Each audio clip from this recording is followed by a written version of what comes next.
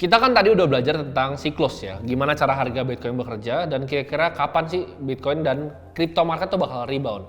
Nah, kita kalau misalnya kita mau analisa kripto-kripto yang lain, kita harus tahu dulu nih, di dalam cryptocurrency itu sama kayak misalnya kita invest di saham. Di saham itu kan ada sektornya, contohnya ada perbankan, ada consumer goods kayak Indomie ya kan, ada juga misalnya mobil kayak Astra. Sama, di kripto itu juga ada sektor-sektornya dan di sini kita akan belajar nih, apa aja sih sektor-sektor dari industri kripto. Nah, kita akan bahas dari yang paling besar dulu, yaitu yang tipenya itu adalah store of value. Jadi fungsinya dari kripto yang store of value ini apa? Sesuai namanya, store of value. Jadi ini kripto yang bisa menyimpan value. Ciri-cirinya apa? Biasanya supply-nya limited dan ada fixed cap-nya. Nah, store of value menurut gue yang layak dibeli itu cuma satu, yaitu Bitcoin. Kalau kalian tanya, ada apa aja store of value? Ada banyak, ya kan? Mungkin ada puluhan koin. Yang paling besar-besar contohnya ya pasti Bitcoin pertama, kedua itu Bitcoin Cash, misalnya Terra Classic. Tapi ya gue nggak akan saranin kalian beli store of value yang lain selain Bitcoin. Karena Bitcoin adalah yang adopsinya paling cepat, komunitasnya paling kuat, dan network efeknya paling cepat. Nah, kalau misalnya yang store of value ini mungkin ya cukup straightforward lah untuk kalian. Ini kayak misalnya kalian beli Bitcoin aja udah tinggal dan lupain. Ini untuk menjaga value dari aset kalian. Nextnya, kategori yang besar ya. Ini kategori yang lumayan besar adalah DeFi atau biasa orang sebutnya Decentralized Finance. Nah, contohnya DeFi ini apa? Jadi DeFi itu contohnya seperti protokol-protokol seperti Uniswap, ya kan, Chainlink, Avalanche, Aave, dan lain-lain.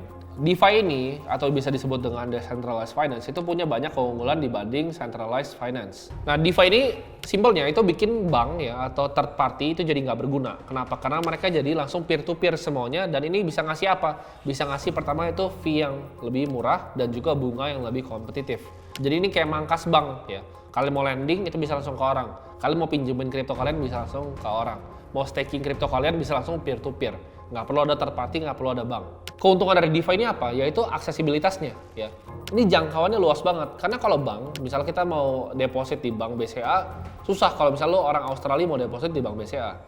Tapi kalau misalnya DeFi ini antar regional. Selama lu punya internet ya, misalnya lu mau di Bulgaria gitu kan, mau di Romania, gua di Indonesia, kita mau misalnya transaksi nih, mau lewat protokol Uniswap itu bisa gitu. Jadi nggak ada barrier to entry-nya selama kalian punya internet dan punya cryptocurrency dan ngerti cara pakainya. Fee-nya juga bisa rendah karena nggak ada bank di tengahnya, ya nggak ada kustodian aneh-aneh dan juga nggak ada clearing. Jadi fee-nya itu nggak kepangkas banyak-banyak. Kayak misalnya bank kustodian, kita lihat misalnya Deutsche Bank gitu kan, dia bisa dapat 0,05 dari cuman pegang customer fund sampai udah nggak terima lagi karena kebanyakan. Itu kan fee yang gede banget dibayar ke bank untuk nggak ngapa-ngapain ya. Sedangkan ini di-cut dan dikasih aja bunganya ke kita. Nah, ini DeFi ini sifatnya aman dan transparan. Kenapa? Karena adanya smart contract yang dipublish. Jadi semuanya balik lagi kayak esensinya kripto itu bisa diverifikasi. Blockchain juga bisa dilihat semua orang tanpa tahu identitasnya, tapi tetap bisa dilacak. Itu uniknya. Dan yang udah dicatat di smart contract di blockchain itu nggak akan pernah bisa diganti lagi. Jadi ini kalian kalau misalnya mau cari passive income di crypto, yield farming caranya adalah dengan lewatin DeFi. Nah, cara paling gampang ya untuk dapetin uang di DeFi adalah kalian taruh uang kalian ya di suatu protokol atau platform yang ngasih kalian APY atau return per tahun. Nah, biasanya gimana? Ini kalian tinggal masukin token-token. Contohnya paling simpelnya adalah misalnya stablecoin di DeFi ya kan, kayak DAI gitu. Kayak DAI atau misalnya Ethereum ya. Jadi yang di-build di network Ethereum atau di ERC20. Jadi kalian deposit Ethereum kalian ke suatu protokol, kalian bisa dapat misalnya 4% atau 5%. Nah, ini unik menurut gue use case-nya. Kenapa? Karena menurut gue orang bisa nggak beli bonds lagi, nggak beli surat hutang, tinggal beli Ethereum aja, di staking, di yield farm gitu Ethereum-nya, atau dia beli stablecoin, lebih enak. Tapi kalau misal kalian yang mau coba yield farming, yang mau coba DeFi, kalian pakai yang stablecoin kayak DAI aja, karena kalian nggak usah pikirin volatilitas dari marketnya. Kalau Ethereum kan naik turun. Kalau kalian beli stablecoin yang peg 1:1 sama USD kayak DAI, kalian tinggal yield farm, kalian dapat misalnya 5-6% per tahunnya. Kita kan tadi udah bahas soal pertama itu store of value, yaitu Bitcoin, Bitcoin Cash, Terra Classic. Kita juga udah bahas tentang DeFi ya kan, kayak Uniswap dan lain-lain. Tapi ada juga yang ketiga, yaitu DEX atau orang biasa sebutnya dengan Decentralized Exchange. Jadi kalau kita tahu kan ada exchange ada dua tipe, ada centralized yang gede kayak misalnya Binance, Coinbase, Indodax. Kita percaya bahwa mereka tuh pegang fund yang kita punya dan mereka lakuin dengan proof of reserve. Tapi DEX ini itu kalian bisa verifikasi sendiri. Jadi itu transaksi peer-to-peer antara buyer langsung diketemuin dengan sellernya. Nah, exchange ini itu contohnya apa? Contohnya seperti Curve Finance ya kan, PancakeSwap. Jadi kalian bisa langsung pakai di dalam protokolnya mereka. Tapi untuk pemula, gue nggak saranin kalian untuk langsung terjun kayak misalnya ke DEX ini. Kenapa? Karena ini lebih complicated. Jadi kalau mau beli kripto, tetap lewat centralized exchange.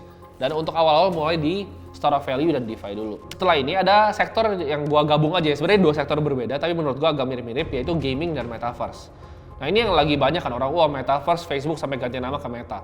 Tapi use case-nya menurut gua di real life sekarang belum ada yang signifikan. Kita bisa lihat beberapa project-project ya, contohnya seperti Sandbox ya kan. Menurut gua itu kayak versi jeleknya Minecraft aja gitu kan. Sandbox, ada Decentraland ya kan. Banyak project-project lain seperti Axie Infinity yang dulu kasih yield ke orang tapi sekarang udah enggak. Jadi gua sih pribadi kurang suka dengan sektor yang ini. Gua lebih prefer main di DeFi ataupun di store of value.